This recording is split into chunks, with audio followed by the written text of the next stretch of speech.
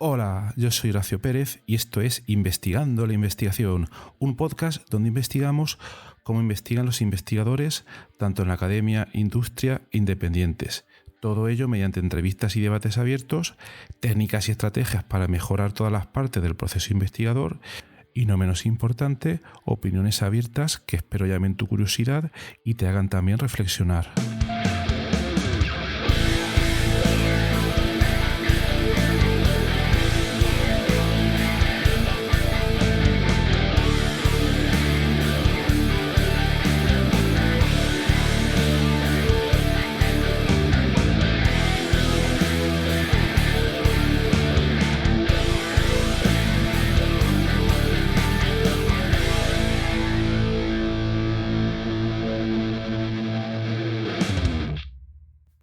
Hola, hoy es 10 de junio de 2022. En cuanto a las efemérides científicas e investigadoras, tal día como hoy del año 1836 moría André-Marie Ampère, que fue un investigador que trató de realizar grandes avances y que lo consiguió en el campo del electromagnetismo y que se le conoce por ser el inventor del telégrafo. Aparato que supuso un cambio bastante importante para la época y que quizás podríamos decir que fue en cierta medida las bases de lo que es hoy Internet, ¿no? Un sistema de comunicación a distancia. Obviamente estamos hablando de la primera mitad del siglo XIX, pero que por fin permitía a cierta distancia poder comunicarse, aunque fuera a través de un código un poco complicado de interpretar. Entonces, nuestro homenaje y respeto a este señor. Muy bien, y vamos con el episodio de hoy, en este episodio premium del podcast. Hoy vamos a hablar de una idea, de un concepto, de un truco, de una técnica, llámalo como lo quieras, para incrementar la producción científica de un grupo de investigación. ¿Mm? Bien.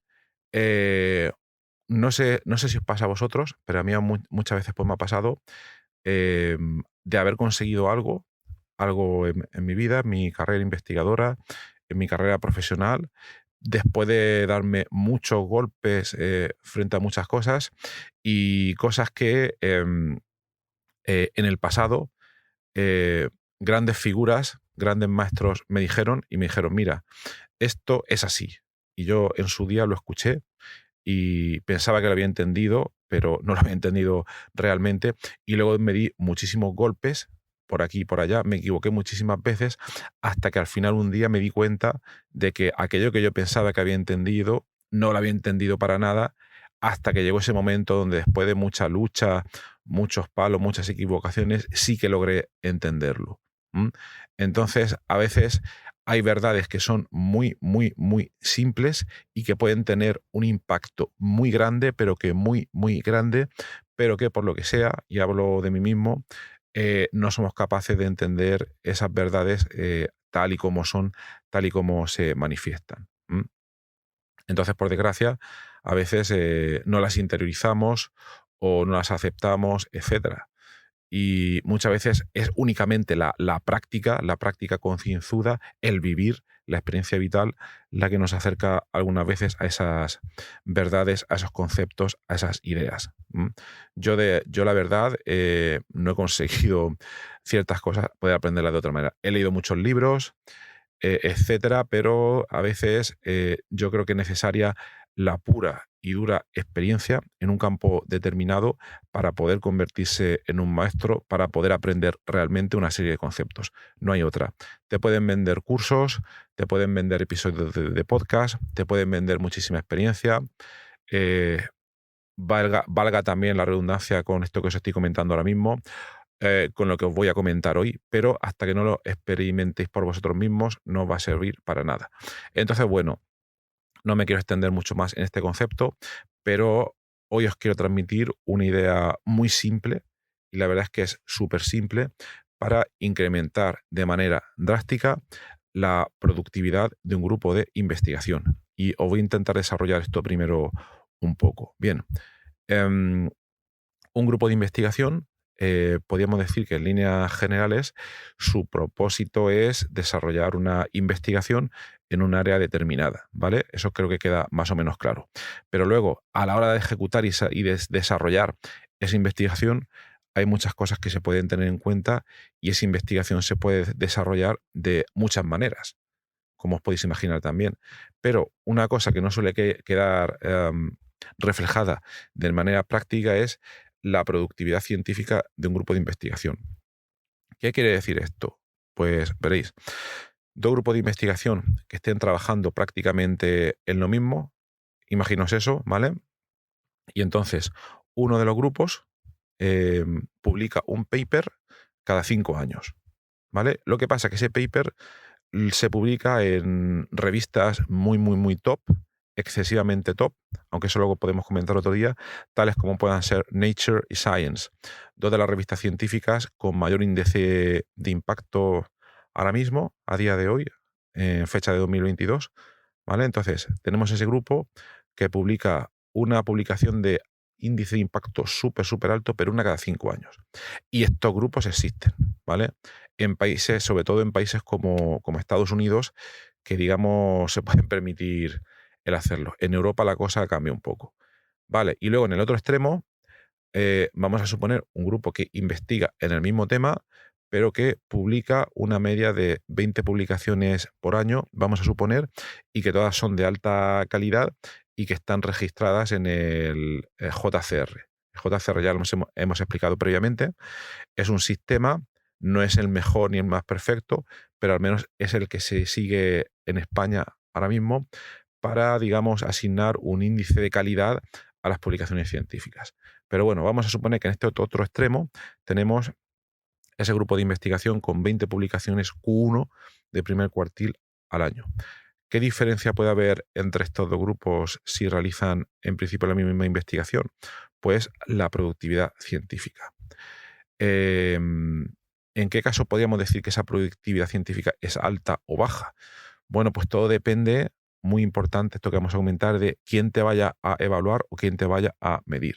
Es decir, por ejemplo, me voy a ir otra vez al caso de España, que es el que conozco bien por vivir aquí, pero es un poco podría ser un poco contraproducente, pero a la hora de evaluarte la investigación, determinadas agencias, como puedan ser, por ejemplo, la ANECA o la misma Agencia Estatal de la Investigación, a la hora de evaluarte por puntos y siguiendo ciertos baremos, iba a asignar mayor éxito o mayor productividad al grupo que ha publicado esas 20 publicaciones Q1 en un año que al que ha publicado un artículo en Nature durante 5 años.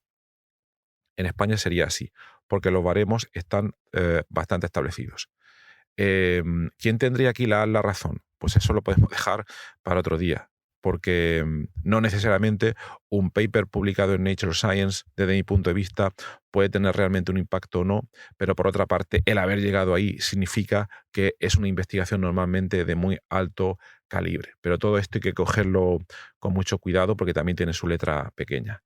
Pero bueno, vamos al caso de que estamos en España y que puntúa más el haber publicado esas 20 publicaciones por año en el primer cuartil. Entonces, eso es lo que yo en este caso definiría como una productividad científica alta, ¿vale? Independientemente del número de citas que vayan a tener luego esos artículos, que es otro aspecto bastante importante, ¿vale? Pero de momento vamos a ceñirlo solo a eso por basarnos en una definición que todos podamos entender.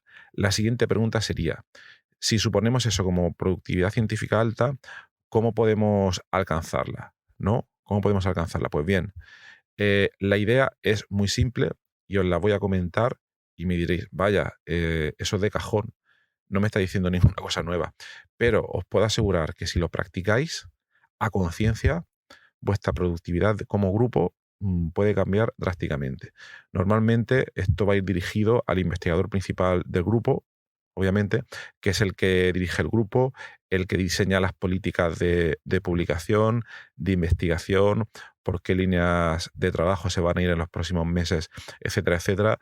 Por eso este episodio iría dirigido principalmente a él, pero también obviamente a todos los que estáis en etapas previas, como puedan ser postdoc o estudiantes de doctorado, para que sepáis un poco lo que sucede en etapas posteriores. Entonces, regla número 1 e infalible para incrementar la productividad científica, ¿cuál sería? Pues digamos que es una regla que tendría dos partes.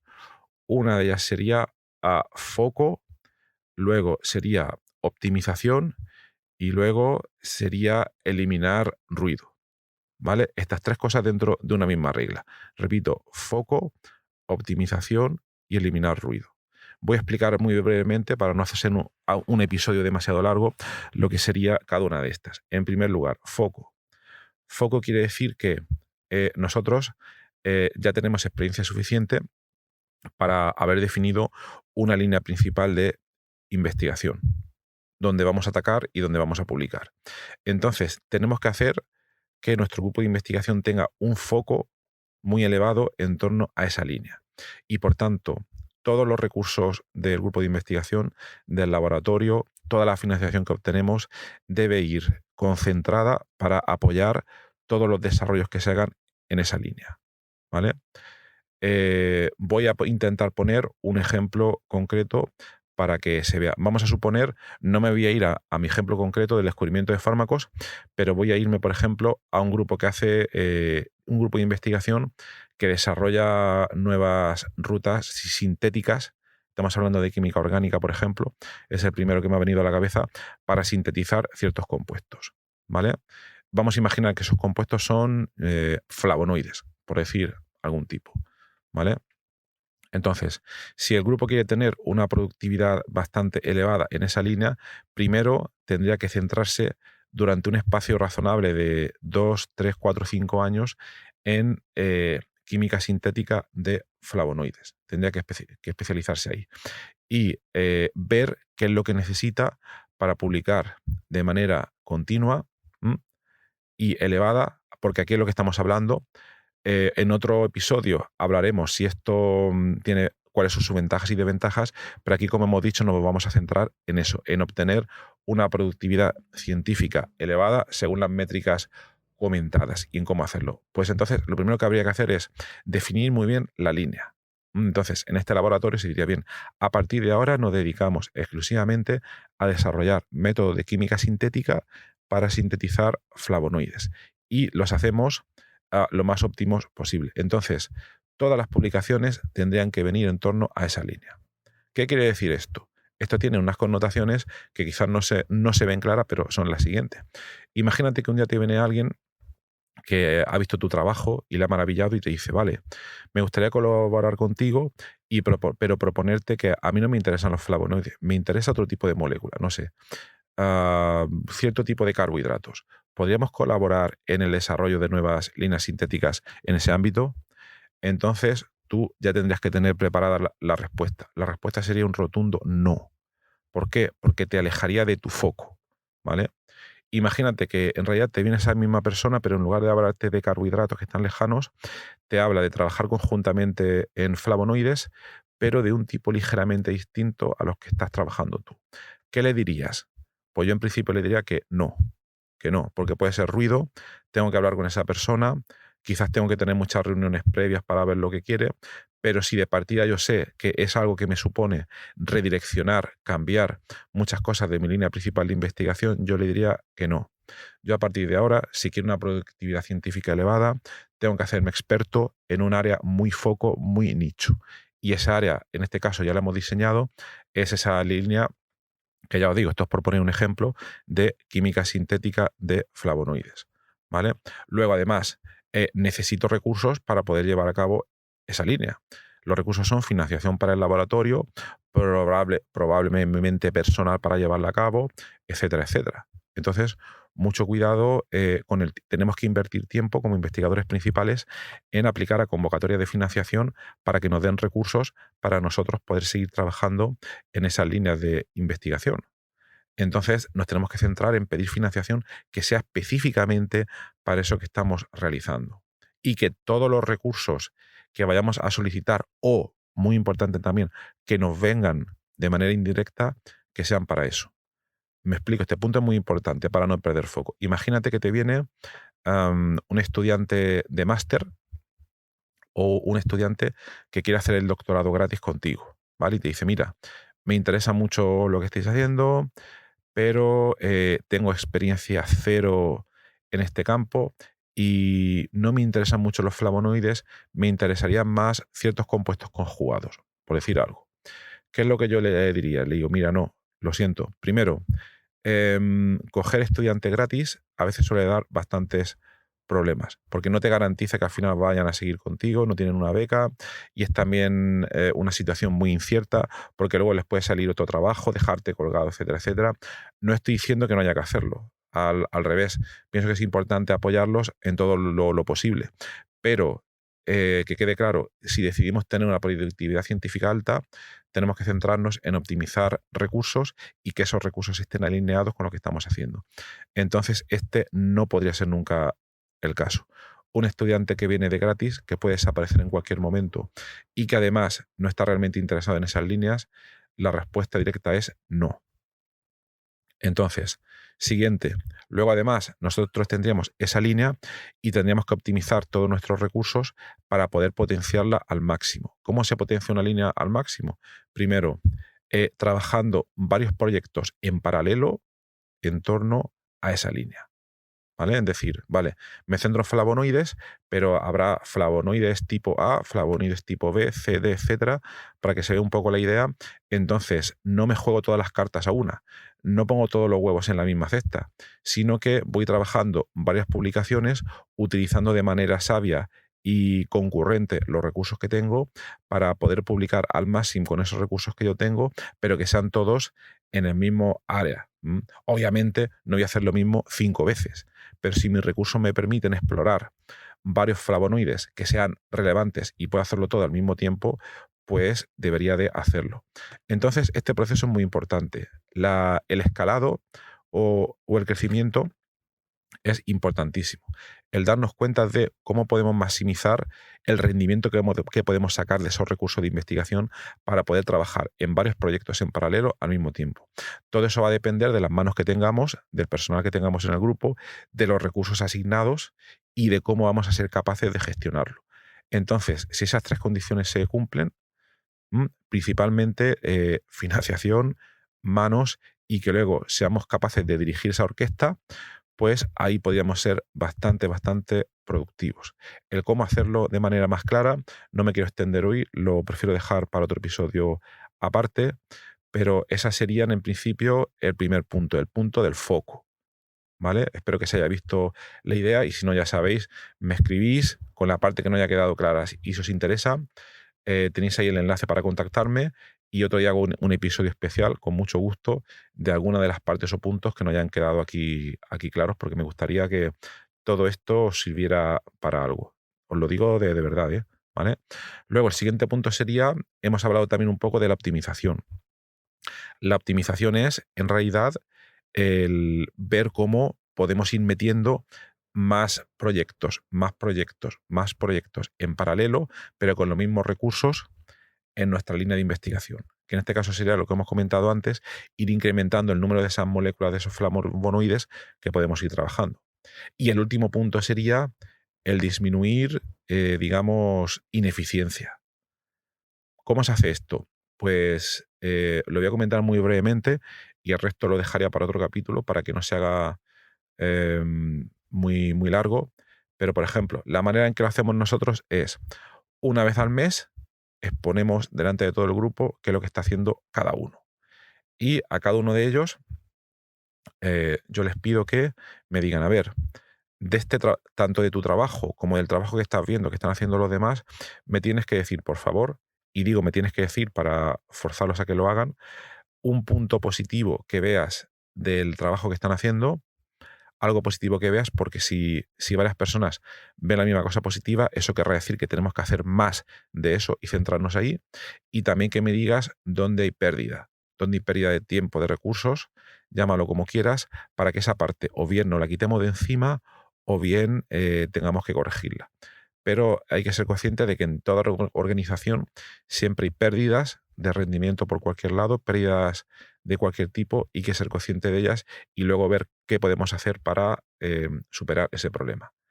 Entonces, eso sería simplemente mediante análisis de grupo. Lo comento así porque quería que se viera un poco la idea, pero ya no me quiero extender más porque me está quedando un episodio ya de unos 20 minutos. Entonces, nada más, ¿eh? De verdad, contactadme si queréis que luego amplíe en este vuestro podcast premium estos capítulos, y lo haré encantado, algunos de estos aspectos, porque además me encanta hablarlo y os podré dar ejemplos más detallados, etcétera. Y nada más, que tengáis un maravilloso viernes y hasta luego.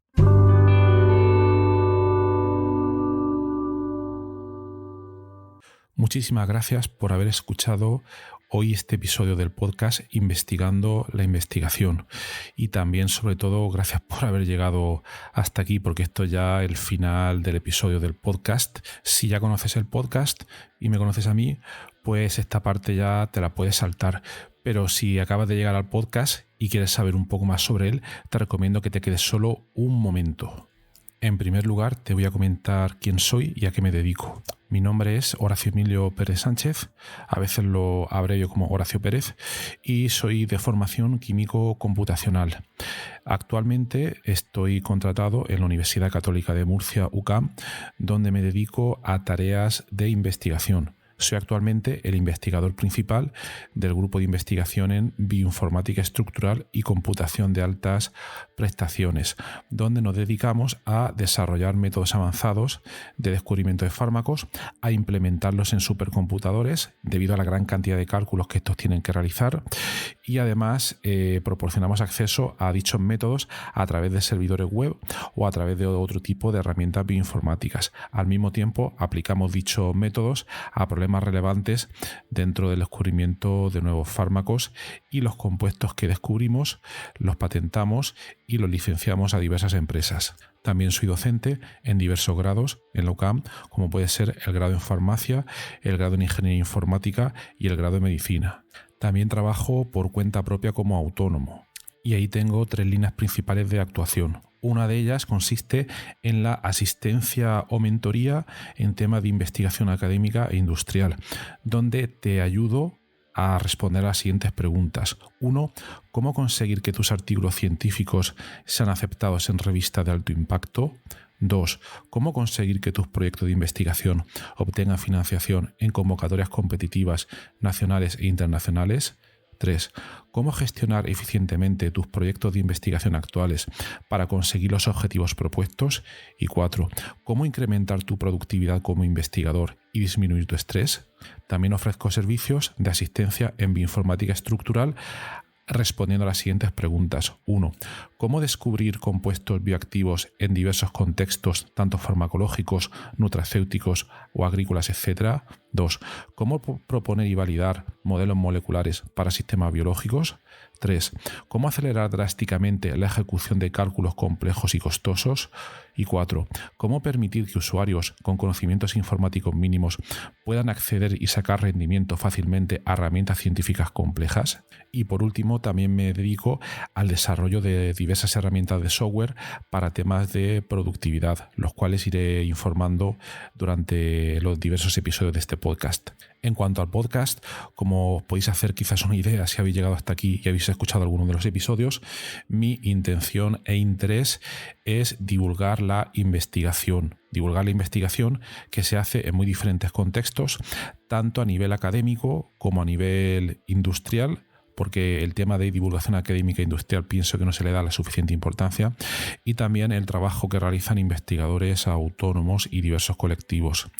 Además, doy especial hincapié en el tema de la bioinformática estructural a la hora de divulgar también la investigación que realizamos en nuestro grupo. Por otra parte, también tratamos temas de productividad y todo tipo de herramientas que nos puedan ayudar a mejorar todos los procesos necesarios para poder realizar una investigación en condiciones y con un rendimiento adecuado. Si escucháis el primer episodio del podcast, que es en realidad el tráiler, ahí tenéis algunos detalles más, pero bueno, esa sería la idea principal. Por último, también quisiera mencionar que tenemos una comunidad de Discord organizada en torno al podcast. En la mayoría de las notas del programa, de los episodios, tienen los detalles para acceder a esta comunidad. y es muy interesante porque ahora mismo tenemos unos 100 y pico de usuarios, de oyentes que se conectan a la comunidad de Discord, y de ahí surgen diferentes conversaciones. Y por ejemplo, algunos episodios, como digo de memoria, el de ciencia de datos, el de la investigación en ciencia de datos, es uno de los que surgió ahí, pero también ha servido para que oyentes hayan realizado dentro de esta comunidad de Discord nuevos contactos a la hora de exponer intereses similares en temas tanto de investigación como de productividad y de diversos países de habla hispana. También me gustaría decirte que si te ha gustado el podcast, te agradecería muchísimo si lo pudieras sugerir a amigos, contactos que pienses les pueda llegar a interesar, o compartir a través de múltiples plataformas, ya sean las redes sociales, mensajería, WhatsApp, Telegram, Discord, etcétera, emails o cualquier otro medio. Asimismo, también ayuda mucho si en las diferentes plataformas donde se puede escuchar el podcast, como Spotify, Apple Podcasts, iVoox, etcétera, nos puede dar ahí 4 estrellas, 5 estrellas, etcétera, lo que tú veas necesario. Pues todo esto al final ayuda a que el podcast llegue a más gente. Y por último, si quieres ayudar a esta idea, si quieres ayudar al podcast económicamente, te agradecería te suscribieras a la versión premium del podcast. Tienes los detalles en los enlaces de las notas del programa, o puedes ir directamente a Anchor FM/Horacio-PS y ahí tienes todos los detalles. Y bueno, aquí se termina esta outro del podcast, un poco larga, pero me parecía necesaria para todos aquellos que lleguéis por primera vez. Y nada, de verdad, muchísimas gracias por escucharme y espero que os interesen los temas y que todo este contenido pueda ser beneficioso para todos los que lo escucháis. Muchas gracias y hasta otro episodio.